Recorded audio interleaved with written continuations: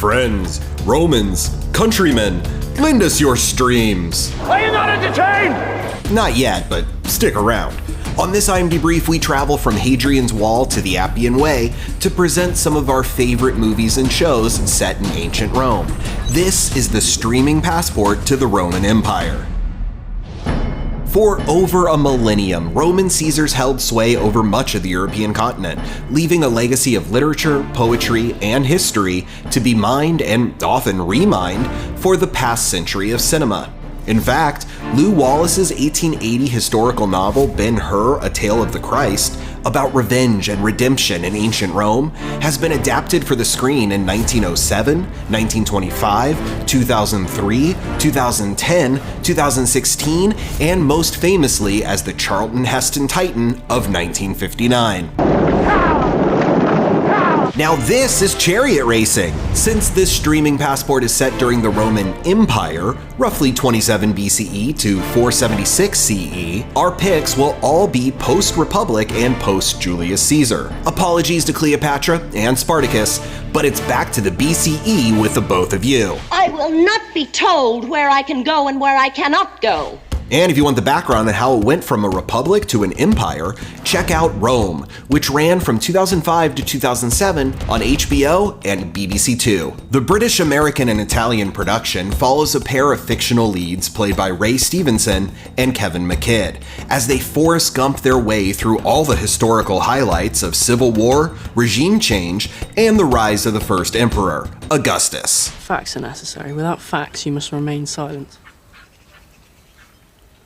I knew you'd hit the jugular. The BBC series I, Claudius from 1976 covered similar territory with the elderly emperor, played by Sir Derek Jacobi, narrating the reigns of Augustus through the rise of his mad stepson, Nero. She won't tell me what to do. No one will. I shall do as I please. 1951's Quo Vadis picks up the ball from there, this time casting screen legend Peter Ustinov as Emperor Nero. The film condenses his chaotic reign that left Rome in flames to just a few weeks of high-stakes melodrama. To the flames now, I give the past to the flames, and so...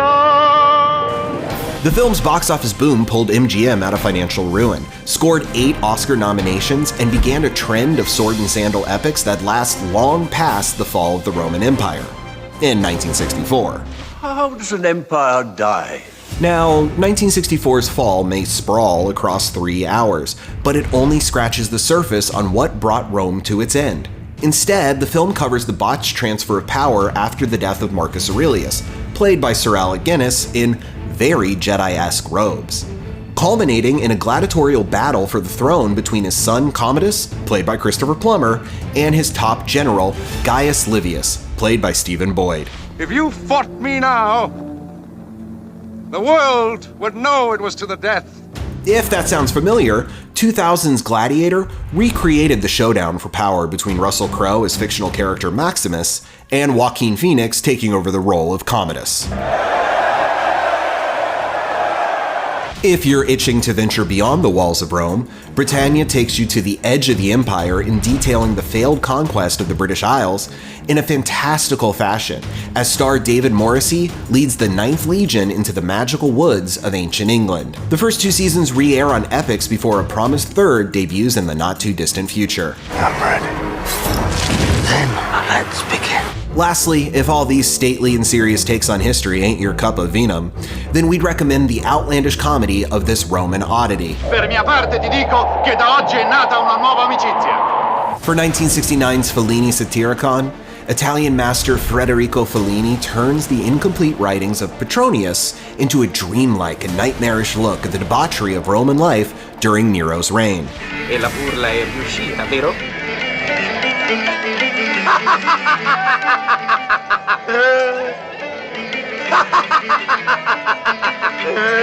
For more swords, sandals, and trending tales, stay glued to imdb.com/imdbrief.